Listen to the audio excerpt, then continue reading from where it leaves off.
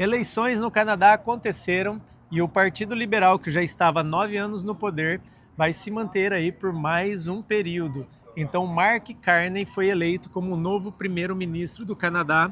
Hoje estou aqui com a Renata, a minha amiga e consultora da Go North, que vocês já conhecem de outros vídeos, e a gente vai conversar para saber quais os rumos que a imigração do Canadá vai tomar, o que a gente pode esperar desse novo primeiro-ministro liberal. Será que ele está mantendo as pautas do Justin Trudeau? Será que ele vai tentar dar uma mexida ali, se parecer um pouco com o Poilievre? E aí a gente vai conversar. Será que dá para ficar otimista? E aí, Renata, como é que você tá? Tudo bem? Tudo jóia, muito bom estar aqui com você. Então vamos conversar, ó. A gente está num lugar, antes de mais nada, é a cara de Vancouver. Estamos na Granville Island e a gente vai fazer uma caminhadinha com essa vista maravilhosa. Você gosta daqui? Amo. É bonito demais, né?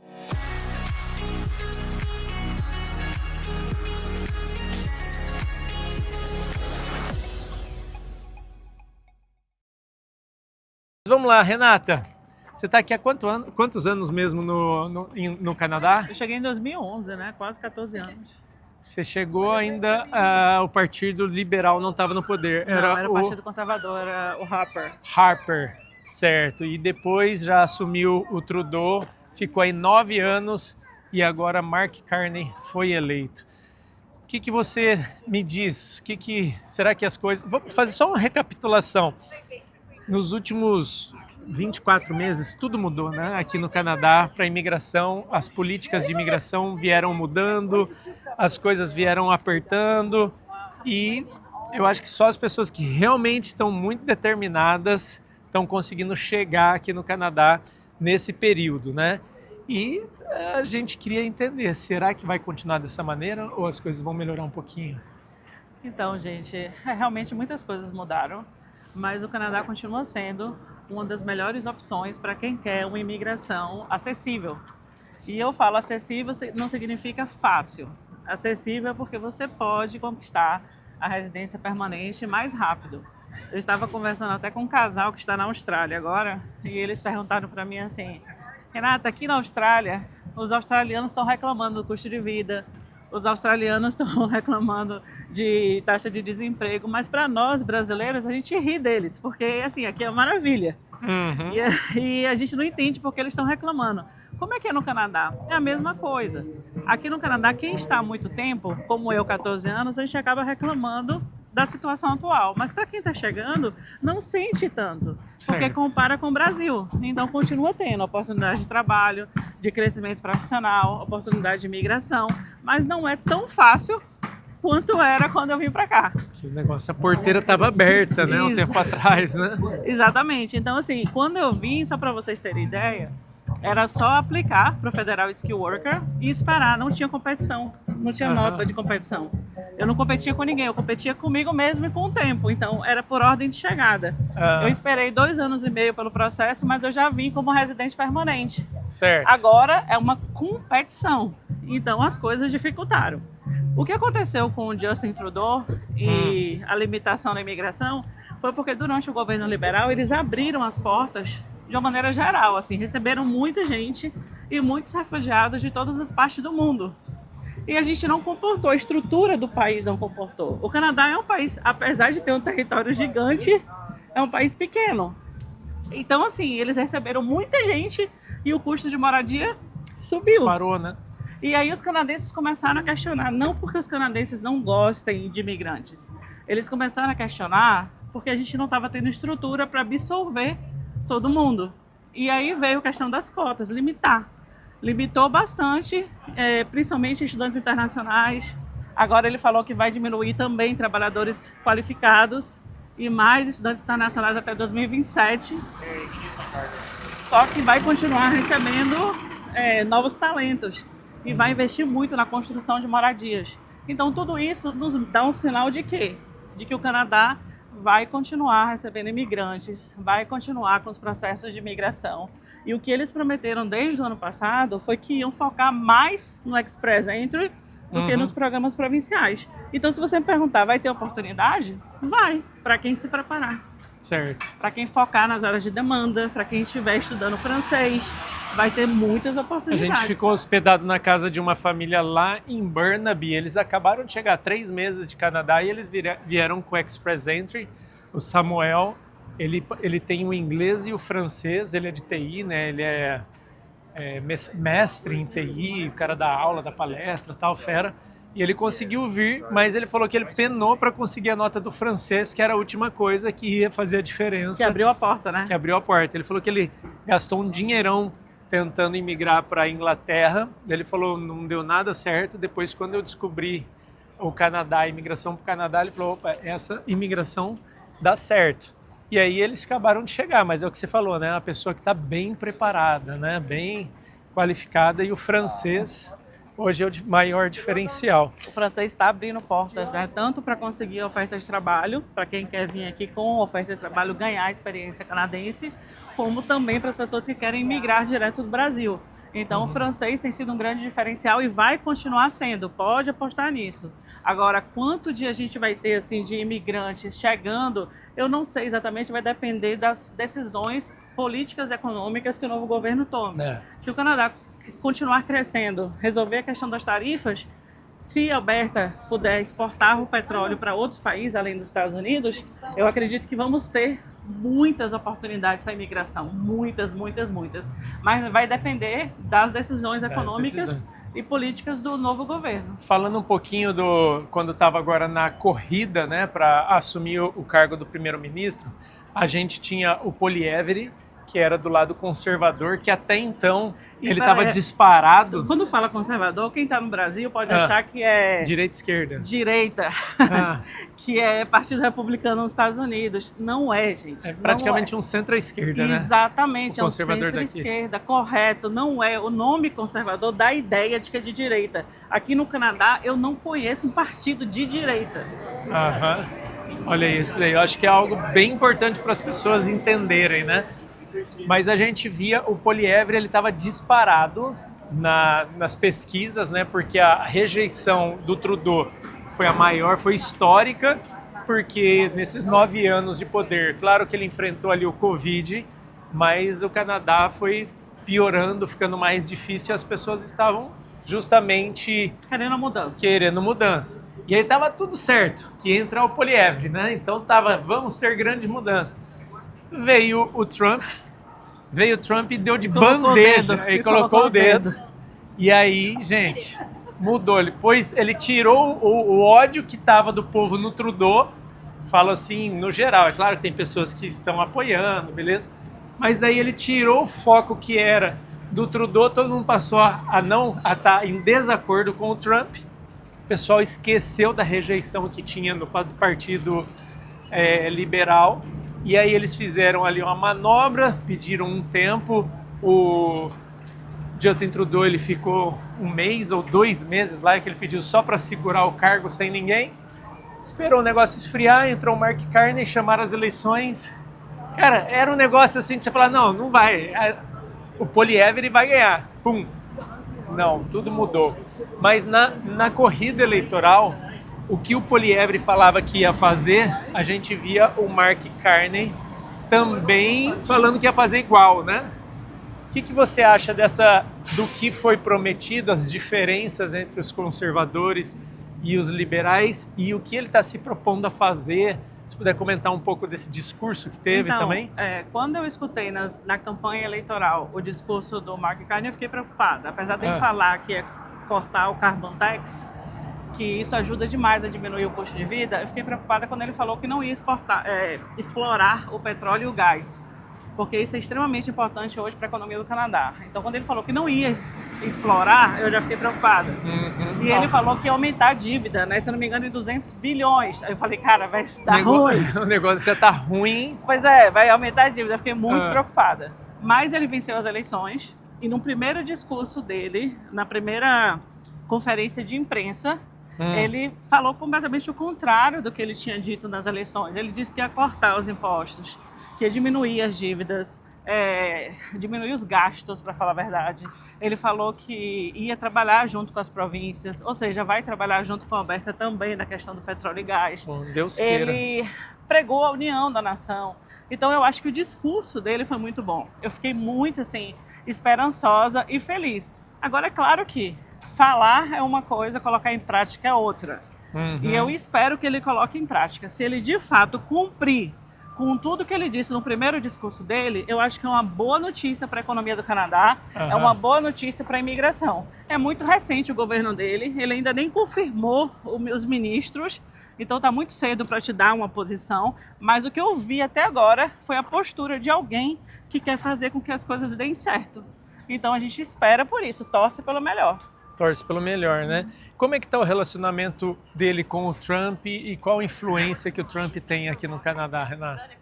Pois é, os canadenses, antes mesmo do Trump, eles têm uma rivalidade com os americanos, né? Tem. O Canadá tem uma rivalidade com os Estados Unidos. Eles são parceiros comerciais, são vizinhos, mas tem uma certa rivalidade Estados Unidos e Canadá. Tem um pelicano ali, as meninas estão tirando foto. Aí tem essa rivalidade Estados Unidos e Canadá. Então a questão do Trump foi pior ainda para esse relacionamento. O Mark Carney foi muito agressivo na campanha, falando que nunca mais o relacionamento Estados Unidos e Canadá ia ser o mesmo. E a gente sabe que durante a campanha você fala muitas coisas para agradar o seu eleitorado. Mas, na verdade, na prática de mercado, 75% das exportações do Canadá são para os Estados Unidos. É muito grande. É muito grande. Então, não dá para você cortar isso da noite para o dia. Não dá para você simplesmente achar que vai substituir as exportações com os Estados Unidos pela Europa, por exemplo. Isso toma muito tempo, né? Muito e aquilo tempo. que a gente estava conversando, a exportação com os Estados Unidos vai de trem aqui, é só cruzar a fronteira e boa. Agora, para esses outros lugares, Europa vai encarecer muito, tudo de navio, tudo. Exatamente. Então, assim, precisa resolver essa questão das tarifas. Quem mexe com o Trump sabe que ele é uma pessoa difícil realmente nas negociações, é agressivo, mas a gente não pode deixar a nossa opinião pessoal entrar no meio de uma discussão comercial. Então eu acho que o Mark Carney sabe disso. A primeira reunião que ele marcou depois das eleições foi com o Trump, ele foi para os Estados Unidos, teve uma reunião com ele em Washington. Segundo ele, a reunião foi muito boa, proveitosa para começar esse novo relacionamento Canadá e Estados Unidos. Certo. Então a gente torce para que ele, junto com o Trump, chegue num acordo. É muito bom ver que as províncias estão se unindo. A província de Alberta, inclusive a Premier, deu uma declaração, está apoiando o Mark Carney, vai apoiar o governo federal nessa negociação. Para vocês entenderem, a província de Alberta é a província mais conservadora do Canadá, onde está a Premier, que é super conservadora, que é a Danielle Smith. E o Poilievre, inclusive, é de Calgary, né, que não ganhou a eleição, que estava lá. Que a eleição na mão, a bola estava na linha, era só empurrar. Por isso que eu falo assim, política é um xadrez muito grande, cara. Não dá pra gente esperar nada. Mas eu não tô falando para que lado eu torço, tá, gente? Não é isso. Eu só tava analisando. Eu acho que a gente torce pelo melhor do país. Eu torço pelo melhor. É isso que eu costumo pensar, né? Eu tenho amigos de esquerda e de direita, assim, no Brasil. E aí, às vezes, eu falo para a Bruna, Bruna, por mais que eu ache um absurdo que essa pessoa está dizendo ou acreditando, a partir do meu ponto de vista, que pode ser que esteja errado também, eu sei que ela está com uma expectativa de chegar no mesmo lugar que eu, que é o bem da nação, o bem do país. Então, todos queremos o bem, só que você acredita que por caminhos diferentes. E as pessoas não precisam se odiar por causa disso. Você só acha o caminho diferente, mas você quer que... Eu acho complicado o brasileiro, o que importa essa ideia do Brasil, de esquerda e direita do Brasil. Gente, aqui no Canadá é diferente, a cultura é diferente. Quando ele fala Alberta é a província mais conservadora, aí a pessoa tem aquela ideia, não, de Alberta, lá em Alberta só tem gente de direita. Só tem os bolsominions. Só tem os bolsominions. Não é assim, não é assim. É completamente diferente, entendeu? A cultura aqui é muito aberta. As pessoas aqui, elas já têm um compromisso social muito grande. O sistema de saúde aqui já é público. Então, tipo, a gente tem muitas coisas na visão de esquerda do Brasil. E isso não vai mudar, independente do governo. Certo. A questão é na parte econômica. O que você quer para a parte econômica que o Canadá faça? Você quer que o Canadá continue crescendo, exportando, fazendo negócio com outros países? Você quer que ele fique mais radical nas questões ambientais? Então tem que pensar assim, na parte econômica, como que o país vai crescer, ou se vai continuar do jeito que está. difícil, inflação lá em cima, preço de moradia, se bem que o preço de moradia tá dando uma caidinha, Mas aí, né? aí você Mas fala, é leve, né? difícil, porque você está aqui há 6 anos, né? Você vai comparar com o primeiro ano que a gente chegou, né? Isso, você está comparando, a mesma coisa Exatamente. eu comparo. Mas o Pra mim a brasileiro que vida acabou tá de chegar, melhor, cada vez melhor por causa dos meus resultados. Mas para quem acaba de chegar, que chega do Brasil, que a inflação tá lá no teto, tá Mas a pessoa que desesperador. chega aqui, ele fala assim, pelo menos eu vejo várias pessoas, mas Renata, aqui é muito mais barato que o Brasil. Sim, Aqui com você tem muito certeza. mais segurança que o Brasil. Aqui o SUS daqui é melhor do que o Brasil. Então, tipo, as pessoas comparam com o que elas conhecem. Aham, é bem isso. E outra particularidade daqui, assim, pelo menos eu não vejo como no Brasil o partido que é oposição, né? Aquela oposição que quer travar e fazer o negócio não funcionar, né? Não.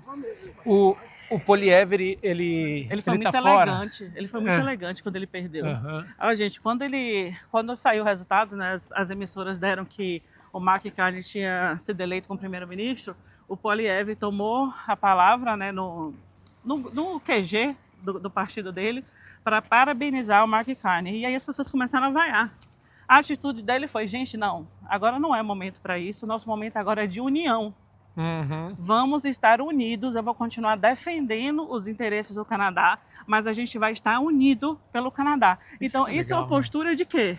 Poxa, é lindo demais, uma postura de líder. Tipo, a gente está nessa guerra comercial com os Estados Unidos, então não vou rachar o país. Uhum. Eu não vou deixar o país dividido, eu vou trabalhar junto com o governo para encontrar soluções que tragam benefícios para o Canadá como um todo. Boa. E o Trump, ele tá mantendo o negócio das tarifas, né? Como Mas é a que tá questão das afetando tarifas, isso? gente, não é só com o Canadá. Quem acompanha o Trump sabe que foi com o mundo inteiro. Uhum.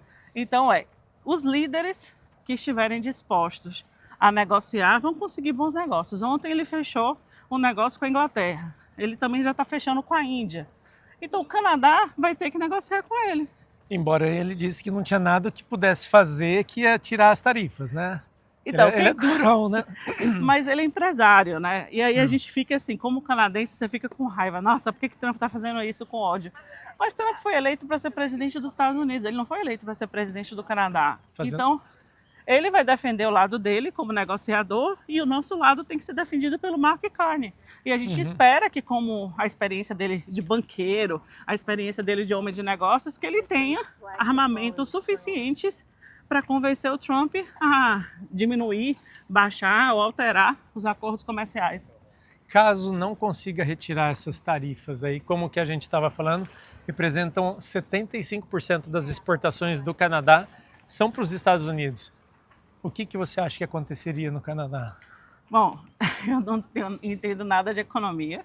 Eu vou falar o que eu vejo de uma forma geral. Vai ser um impacto muito grande, principalmente nos setores que trabalham com importação e exportação, no setor automobilístico, que vai ser um dos bem atingidos, setor de aço, alumínio. Deixa eu ver o que mais. O cara do Banco Central, ele falou isso, né? Ele falou, não tem jeito do Canadá sair dessa se tiver todas as tarifas do jeito que estão falando que pode ser, né? Mas se o Canadá, como o Mark Carney prometeu no primeiro anúncio dele, diminuir as barreiras comerciais entre as províncias, abrir novos mercados, tentar chegar no acordo com os Estados Unidos, mesmo que não tire todas as tarifas. Ainda assim, nós temos óleo, petróleo suficiente, gás suficiente para conseguir sair dessa, com apoio de Alberta, com apoio de Saskatchewan. Mas, assim, claro que tem um impacto, lógico. A gente está falando de 75% de comércio, não é 5%. Não é pouquinho, né? É 75%. Então, assim, ele precisa realmente chegar no acordo, ele precisa ter um relacionamento bom com o Trump e parar com essa coisa de, olha, somos inimigos. Tem que entrar no acordo. E o próprio país aqui precisava também se organizar para conseguir favorecer o escoamento do petróleo de Alberta, né? Com certeza. Porque as próprias pipelines, que são os oleodutos, elas não estão aprovados no 100% que precisava, né? Eles estão se movimentando em alguma coisa, eles falam disso, porque se já acontecesse isso, haveria uma grande melhora? Com certeza, para o Canadá todo. O que a gente vê, pelo menos eu tenho observado nas notícias, é que a Premier de Alberta tem feito uma grande diferença nessas negociações com o Ottawa. Por quê? Porque apesar de ter essa conversa toda de separatismo, ela já deixou claro que a questão não é essa, que a questão é entrar no acordo com o Canadá, com o governo federal, para que a Alberta não seja tão prejudicada como foi prejudicada nos últimos anos. A gente está falando de 9 anos de bloqueio da exportação do petróleo de Alberta para outros países. Nossa. Se tivessem construído os pipelines, hoje o petróleo de Alberta não estaria sendo limitado aos Estados Unidos, estaria em outros países. Talvez a nossa situação fosse completamente diferente. Para vocês saberem, Alberta tem a terceira maior reserva em exploração do planeta. A primeira é da Venezuela, a segunda Arábia Saudita, a terceira é de Alberta. Mas é potencial, né? Porque não está escoando tudo que poderia, né? Exatamente. E aí o que acontece? Isso não pode ser feito, essas pipelines, somente pelo governo federal. Tem que ter iniciativa privada. E as regras ambientalistas que o governo Trudeau impôs espantou as empresas. Nenhuma empresa privada quer investir em um lugar sem saber se vai conseguir botar o trabalho para adiante. Então isso é um problema. Ela quer tirar essas cláusulas rígidas em relação à exploração de petróleo e gás para começar a trabalhar nesse setor e melhorar o mercado, não somente em Alberta, mas para o Canadá como um todo. E na questão ambientalista é importante dizer o seguinte, se você olhar o mapa de poluição do mundo, o Canadá é um dos que menos polui, até mesmo pelo tamanho dele. Então, fazer com que o país prejudique o seu mercado e tenha uma agenda radical ambientalista que dificulte o crescimento, que dificulte que as empresas se instalem aqui, está ferindo a economia. Então é importante que as províncias entrem de acordo com o governo federal para encontrar um equilíbrio, que eles continuem se preocupando com o meio ambiente, mas ao mesmo tempo sem prejudicar o mercado de trabalho aqui local. É um equilíbrio, né? Buscar um equilíbrio. Falando de Carbon Tax, agora na campanha eleitoral eles tiraram Carbon Tax do combustível no posto. Teve uma baixa assim de 20 centavos por litro. Foi muito, é muito forte. Mas você sentiu no mercado a diferença. Se sente na hora. Na hora. Assim, como que melhorou para você fazer compras, você vê, assim, vê quanto você economiza depois que eles tiraram esse tax. Então, assim, foi muito importante. E aí eu fico me questionando, será que vai ficar uns 6 meses só sem o Carbon Tax, só para ele não ficar, sei lá, para parecer que ele é bonzinho, daqui a pouco volta com força? Esse é o medo, né? Então, mas ele está numa situação delicada. Por quê?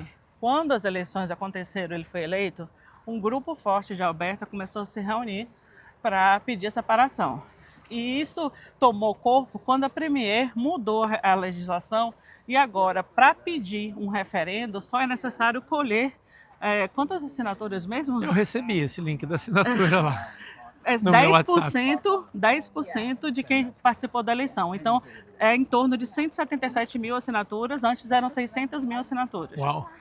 Antes você precisava de 90 dias para colher as assinaturas, agora é 120. Então ela deu um caminho para as pessoas colocarem a sua voz de insatisfação em um referendo. Isso significa o quê? Que é só a Alberta querendo fazer isso? Ela é separatista? Não.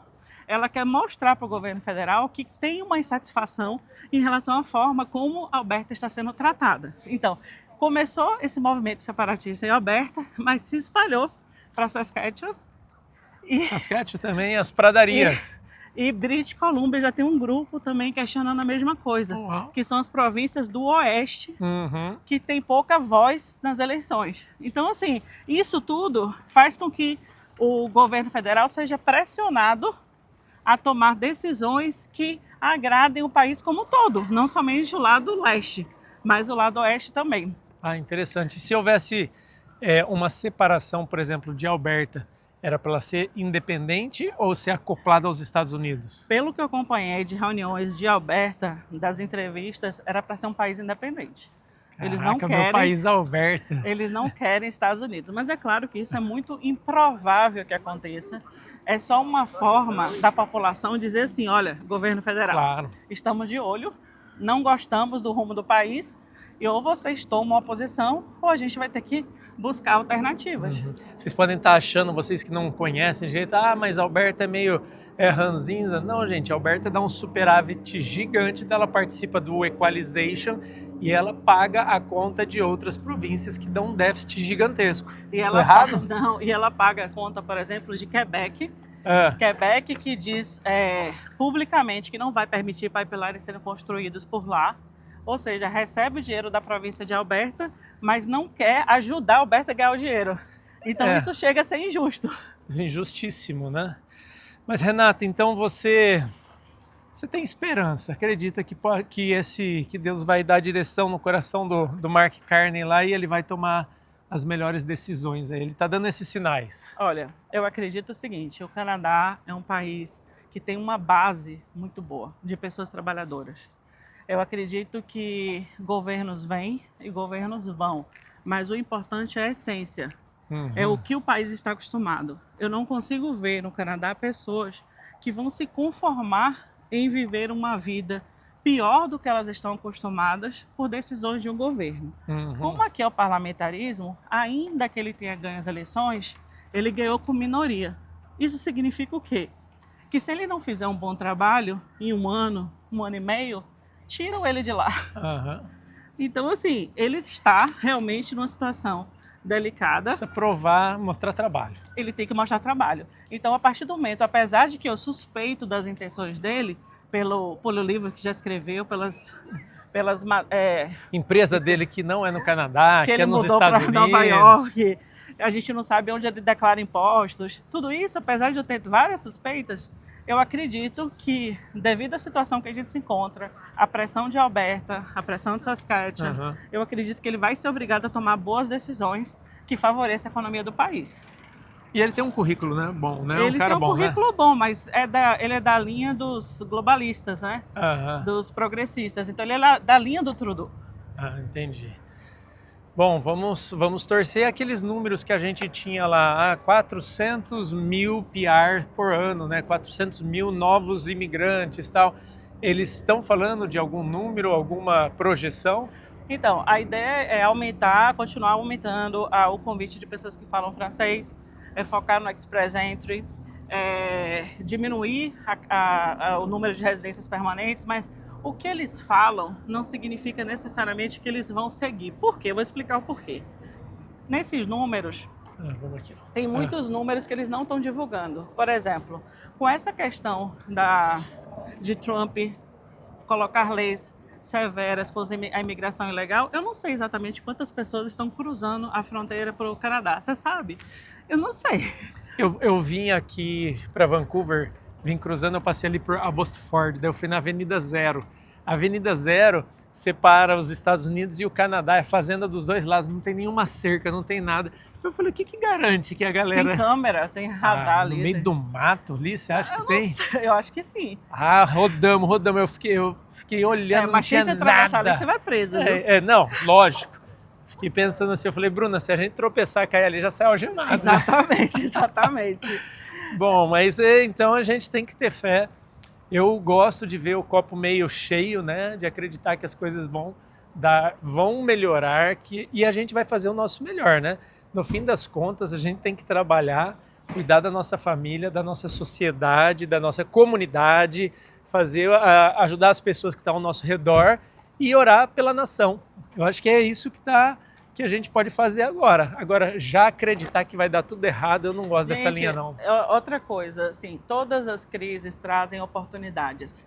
Então, todos os momentos que parecem difíceis para algumas pessoas, para outras são oportunidades. Certo. É importante ficar de olho nas oportunidades. Não se deixar contaminar pelo pensamento pessimista das pessoas, mas você olhar para a promessa que Deus tem para você, para a sua vida.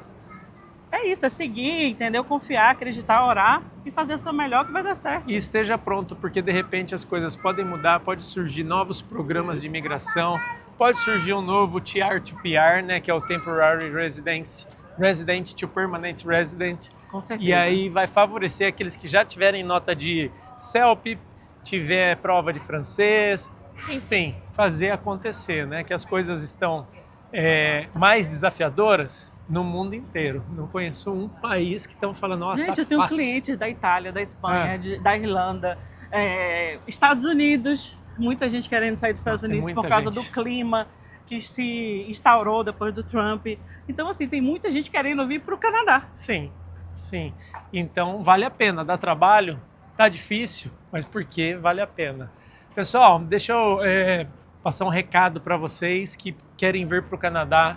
A Renata é da Go North. Go North é uma consultoria de imigração licenciada, tem um time de consultoras que podem ajudar vocês fazer análise de perfil, fazer abertura de Express Entry, fazer aplicação de todos os vistos de trabalho, de estudo, de visitante. Se os seus pais estão vindo, quiser alguém para fazer o visto, eles vão fazer visto para os Estados Unidos também? A gente está fazendo visto para os Estados Unidos. Visto plano B? Visto também para os Estados Unidos.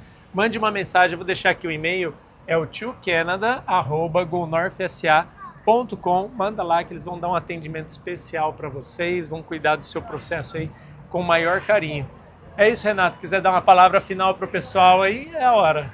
Gente, obrigada. Se vocês quiserem entrar em contato comigo para marcar uma análise de perfil e saber um pouco sobre o seu perfil específico, conhecer quais são os programas que estão disponíveis e como você pode melhorar, esse seria o primeiro passo para a sua trajetória para o Canadá. Não vá naquele de impulso de aplicar um visto e chegar aqui para dar um jeito, que não funciona dessa forma. É importante fazer esse planejamento, conversar primeiro e aí entender como funciona para você escolher o melhor caminho para você.